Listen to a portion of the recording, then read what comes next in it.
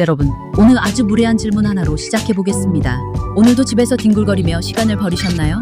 아마 이 질문을 듣는 순간 마음 한구석이 찌릿하며 죄책감이 밀려오는 분들이 많을 겁니다.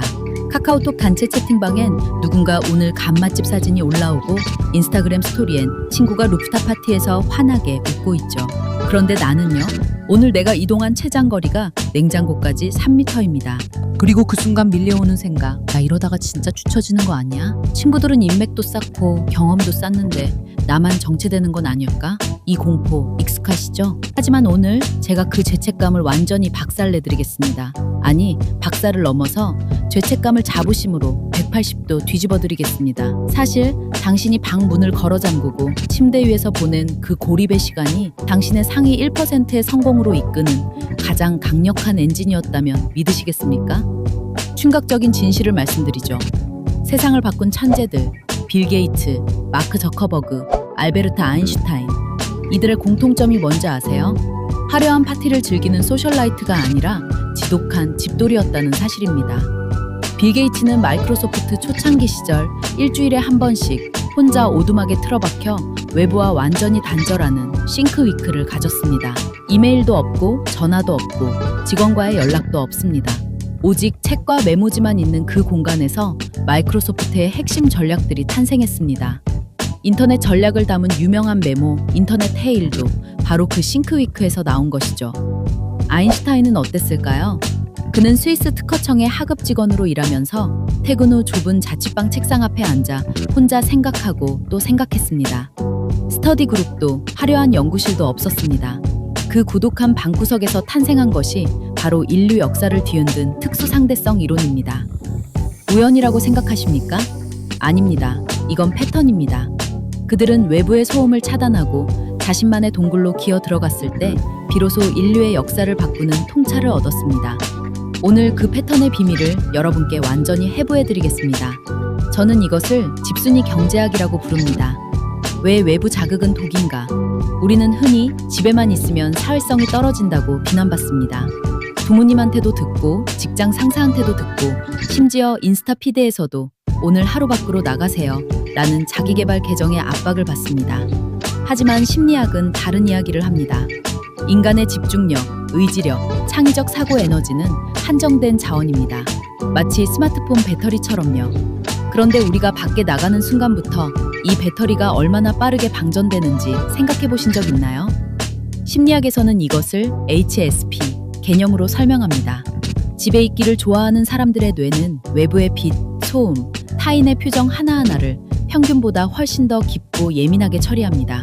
카페에서 옆 테이블의 수다 소리, 복잡한 간판들, 직장 동료의 미묘한 말투 변화, 이 모든 것이 뇌에는 엄청난 인지 부하로 쌓입니다. 전체 인구의 약 15%부터 20%까지가 이 고민감 특성을 가지고 있다는 연구 결과가 있습니다. 이건 결함이 아닙니다. 이건 특수 능력입니다. 다만 이 능력이 올바른 환경에서 작동할 때만 폭발적인 힘을 발휘한다는 조건이 붙을 뿐이죠. 여기서 결정적인 질문이 나옵니다.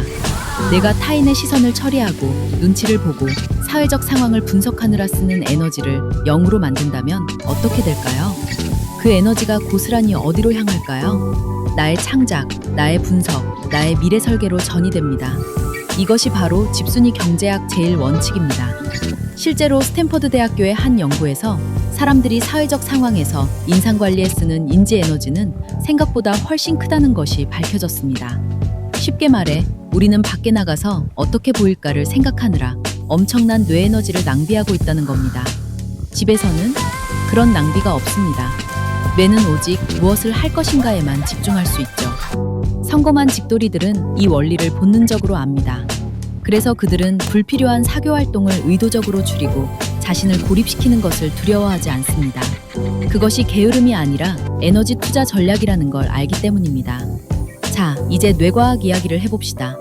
여기서부터가 진짜 핵심입니다. 지오르지아 대학교의 컴퓨터 과학 교수이자 작가인 칼 뉴포트는 딥워크라는 개념을 제시했습니다. 인지적 능력을 한계까지 밀어붙여 집중 상태를 유지하는 것, 바로 초몰입입니다. 그는 책에서 이렇게 주장합니다. 희귀하고 가치 있는 성과는 딥워크 능력을 통해서만 만들어진다. 그런데 딥워크가 가장 잘 일어나는 최적의 공간이 어디일까요? 바로 통제 가능한 고립된 공간, 즉 당신의 방입니다. 집이라는 공간은 심리적으로 매우 독특한 장소입니다. 심리학에서는 이것을 심리적 안전기지라고 부릅니다. 이 공간에서 인간의 뇌는 생존 본능과 연결된 방어 모드를 해제하고 비로소 창조 모드로 전환됩니다. 간단히 말하면 집에서 뇌가 더 자유롭게 돌아간다는 뜻입니다. 더 놀라운 이야기를 해드릴게요. 혹시 디폴트 모드 네트워크라는 말 들어보셨나요? 우리가 아무것도 하지 않고 멍하게 있을 때, 즉 천장을 멍하니 바라보거나 창밖을 넋놓고 볼 때 뇌는 꺼져 있는 게 아닙니다. 오히려 DMN이 활성화됩니다. 이 상태에서 뇌는 서로 연결되지 않았던 기억들, 개념들, 경험들을 무의식적으로 연결하기 시작합니다. 이것이 바로 창의적 아이디어가 탄생하는 순간입니다. 당신이 침대에 누워 멍하니 있을 때 사실 당신의 뇌는 지금까지 읽은 책들, 봤던 영상들, 겪었던 경험들을 조용히 재배열하며 거대한 프로젝트의 밑그림을 그리고 있는 중인 겁니다. 이걸 게으름이라고 부를 수 있을까요? 저는 이것을 뇌의 정기 보수 및 업그레이드 타임이라고 부릅니다.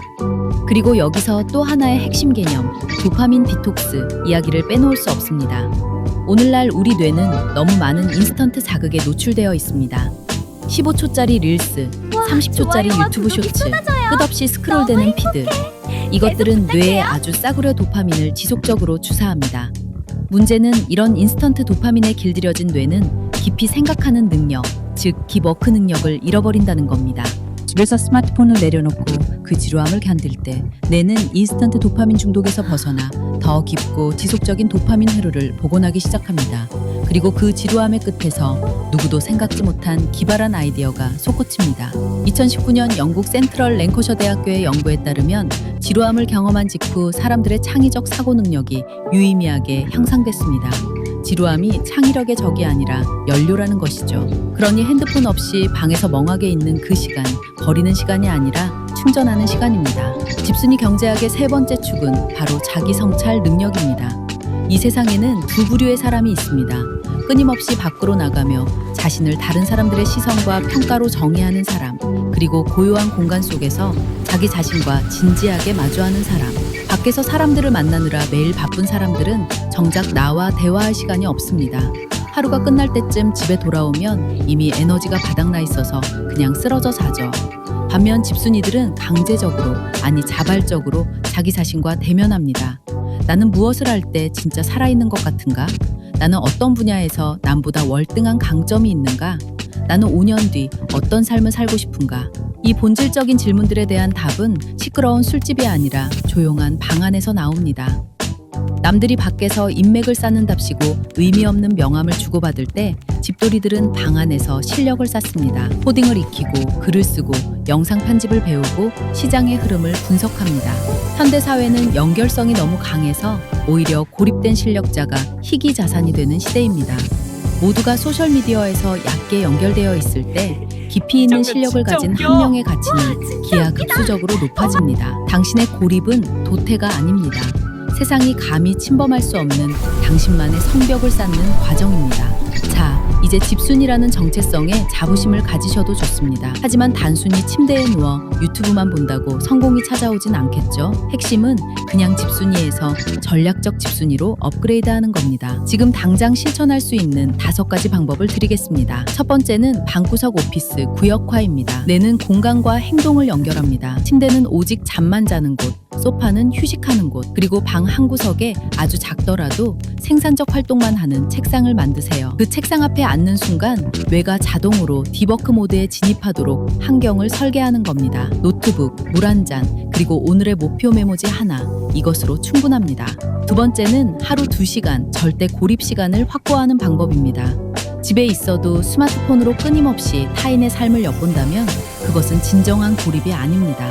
하루에 딱 2시간 비행기 모드를 켜고 온전히 자신의 프로젝트나 공부에만 집중하는 절대 고립 시간을 확보하세요. 처음엔 25분 집중, 5분 휴식의 포모도로 기법으로 시작해도 좋습니다. 이 2시간이 쌓이면 1년에 730시간.